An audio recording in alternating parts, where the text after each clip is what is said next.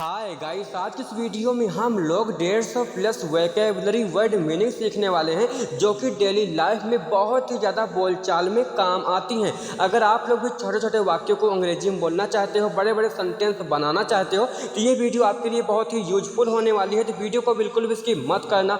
तो चलिए दोस्तों, करते हैं वीडियो को स्टार्ट। तो फर्स्ट है बिटर। बिटर का हिंदी अर्थ होता है कड़वा। तो आज से आपको कड़वा या तीखा नहीं बोलना है, अंग्रेजी में बोलना है बिटर। बिटर का हिंदी अर्थ होता है कड़वा। एंटर। एंटर का हिंदी अर्थ होता है प्रवेश करना। एंटर का हिंदी अर्थ होता है प्रवेश करना। होप का हिंदी अर्थ होता है उम्मीद या आशा। होप का हिंदी अर्थ होता है उम्मीद या आशा। थ्रेटन। थ्रेटन का हिंदी अर्थ होता है धमकाना। थ्रेटन का हिंदी अर्थ होता है धमकाना। नेक्स्ट है डंग। डंग का हिंदी अर्थ होता है गोबर। तो आज से आपको गोबर नहीं बोलना है, इसको अंग्रेजी में बोलना है डंग।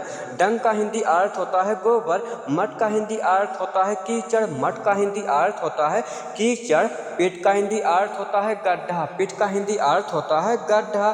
डट। डट का हिंदी अर्थ होता है गंदगी। डट का हिंदी अर्थ होता है गंदगी। तो आज से आपको इन सारे वाक्यों को अंग्रेजी में बोलना है। तो नेक्स्ट है डस्ट। डस्ट का हिंदी अर्थ होता है धूल। डस्ट का हिंदी अर्थ होता है धूल। स्कैम। स्कैम का हिंदी अर्थ होता है मेल।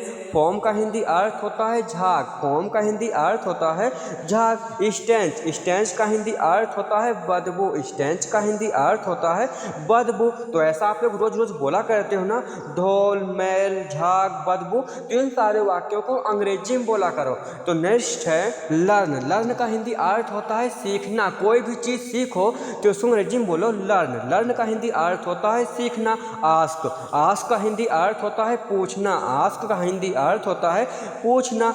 से का हिंदी अर्थ होता है कहना। से का हिंदी अर्थ होता है कहना। टेल का हिंदी अर्थ होता है बताना। टेल का हिंदी अर्थ होता है बताना। चीट। चीट का हिंदी अर्थ होता है धोखा देना। चीट का हिंदी अर्थ होता है धोखा देना।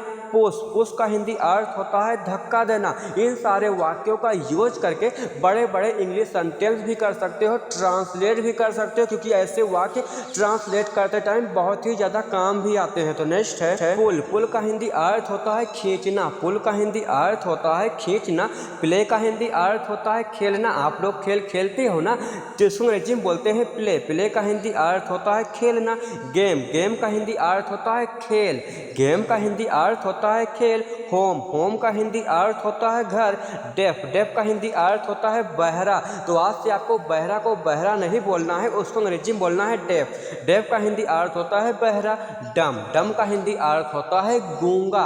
डम का हिंदी अर्थ होता है गूंगा। तो इन सारे वाक्यों को आप लोग सीख गए होंगे ना। तो नेक्स्ट है लेम। लेम का हिंदी अर्थ होता है लंगड़ा। आप लोग लंगड़े को लंगड़ा ही बोलते हो ना हिंदी में, तो उसको अंग्रेजी में बोला करो लेम। लेम का हिंदी अर्थ होता है लंगड़ा। अलाइव। अलाइव का हिंदी अर्थ होता है जीवित। अलाइव का हिंदी अर्थ होता है जीवित। स्टे। स्टे का हिंदी अर्थ होता है ठहरना।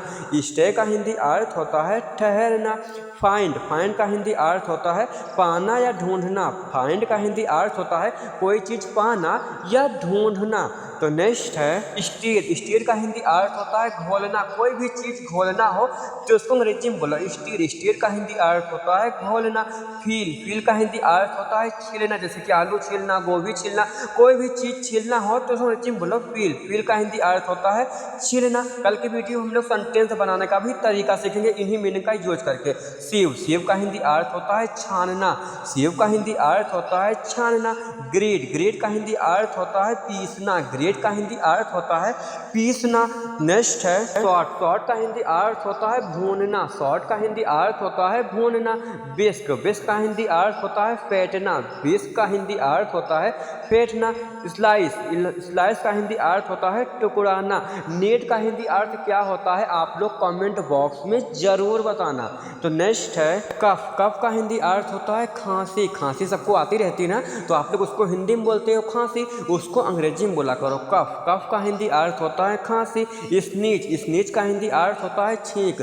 स्नीज का हिंदी अर्थ होता है छींक। बर्फ, बर्फ, बर्फ का हिंदी अर्थ होता है डकार। बर्फ का हिंदी अर्थ होता है डकार। उसके बाद है सोसाइटी, सोसाइटी का हिंदी अर्थ होता है समाज। सोसाइटी वर्ड बहुत जगहों पर आप लोगों ने सुना होगा ना, तो सोसाइटी का हिंदी अर्थ होता है समाज। डिडेंट, डिडेंट का हिंदी अर्थ होता है एक क्रिया। फॉर्मेलिटी, फॉर्मेलिटी का हिंदी अर्थ होता है औपचारिकता। फॉर्मेलिटी का हिंदी अर्थ होता है औपचारिकता। उसके बाद है कन्वर्सेशन, कन्वर्सेशन का हिंदी अर्थ होता है वार्तालाप। कन्वर्सेशन का हिंदी अर्थ होता है वार्तालाप। यूसेज, यूसेज का हिंदी अर्थ होता है उपयोग। यूसेज का हिंदी अर्थ होता है उपयोग। नेक्स्ट है सेंड, सेंड का हिंदी अर्थ होता है भेजना। कोई भी चीज़ भेजना हो तो उसको अंग्रेजी में बोलो सेंड। सेंड का हिंदी अर्थ होता है भेजना। लूज, लूज का हिंदी अर्थ होता है ढीला। लूज का हिंदी अर्थ होता है ढीला। टेरेस, टेरेस का हिंदी अर्थ होता है छत। टेरेस का हिंदी अर्थ होता है छत। मेबी का हिंदी अर्थ होता है शायद। मेबी का हिंदी अर्थ होता है शायद। हॉप, हॉप का हिंदी अर्थ होता है कूदना या छलांग। हॉप का हिंदी अर्थ होता है कूदना या छलांग। नेक्स्ट है लीव, लीव का हिंदी अर्थ होता है छोड़ना या छुट्टी। लीव का हिंदी अर्थ होता है छोड़ना या छुट्टी। मॉस्किटो, मॉस्किटो का हिंदी अर्थ होता है मच्छर। तो आज से आपको मच्छर को मच्छर नहीं बोलना है, उसको अंग्रेजी में बोलना है मॉस्किटो। मॉस्किटो का हिंदी अर्थ होता है मच्छर। रिमाइंड, रिमाइंड का हिंदी अर्थ होता है याद दिलाना। ऐसा आप लोग घर में बोला करते हो ना, ये चीज़ याद दिला देना, वो चीज़ याद दिला देना, तो इसको अंग्रेजी में बोला करो रिमाइंड। रिमाइंड का हिंदी अर्थ होता है याद दिलाना। सक्सीड, सक्सीड का हिंदी अर्थ होता है सफल होना। इसके बाद नेक्स्ट वाक्य है व्हीकल, व्हीकल का हिंदी अर्थ होता है वाहन या गाड़ी। उसके बाद है इनफ, इनफ का हिंदी अर्थ होता है काफ़ी। इनफ का हिंदी अर्थ होता है काफ़ी। अलार्म, अलार्म का हिंदी अर्थ होता है घंटी। अलार्म का हिंदी अर्थ होता है घंटी। शिप, शिप का हिंदी अर्थ होता है भेड़। शिप का हिंदी अर्थ होता है भेड़। और शिप का हिंदी अर्थ जहाज भी होता है, सिर्फ मीनिंग चेंज होती है। शिप का हिंदी अर्थ होता है जहाज। प्रोजेक्ट, प्रोजेक्ट का हिंदी अर्थ प्रोजेक्ट ही होता है। इन सारे वाक्यों का यूज करके आप लोग छोटे छोटे वाक्यों को अंग्रेजी में बोल भी सकते हो और समझ भी सकते हो, और इन्हीं छोटे छोटे वाक्यों का यूज करके ट्रांसलेट भी बहुत ही आसानी से कर सकते हो। अगर आप लोगों को ये सारी मीनिंग याद हो जाते हैं, ये सारी मीनिंग अगर आपको लोगों को समझ में आ जाती हैं, तो आप लोगों के लिए अंग्रेजी बोलना बहुत ही हलवा हो जाएगी। इसीलिए मैं आपको सब कुछ सिखाता हूँ मैं अपने यूट्यूब चैनल पर। तो नेक्स्ट ग्रेन, ग्रेन का हिंदी अर्थ होता है अनाज। अनाज आप लोग जानते हो ना किसको बोलते हैं, तो उसको अंग्रेजी में बोलते हैं ग्रेन। ग्रेन का हिंदी अर्थ होता है अनाज। वीट, वीट का हिंदी अर्थ होता है गेहूं। वीट का हिंदी अर्थ होता है गेहूं।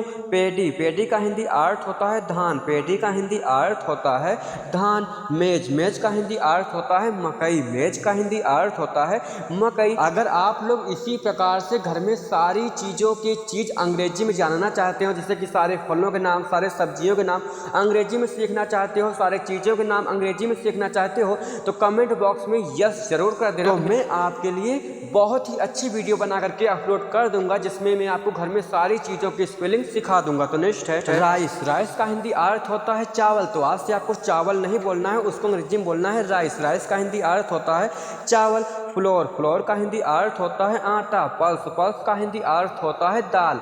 पल्स का हिंदी अर्थ होता है दाल। पिजन, पिजन का हिंदी अर्थ होता है अरहर।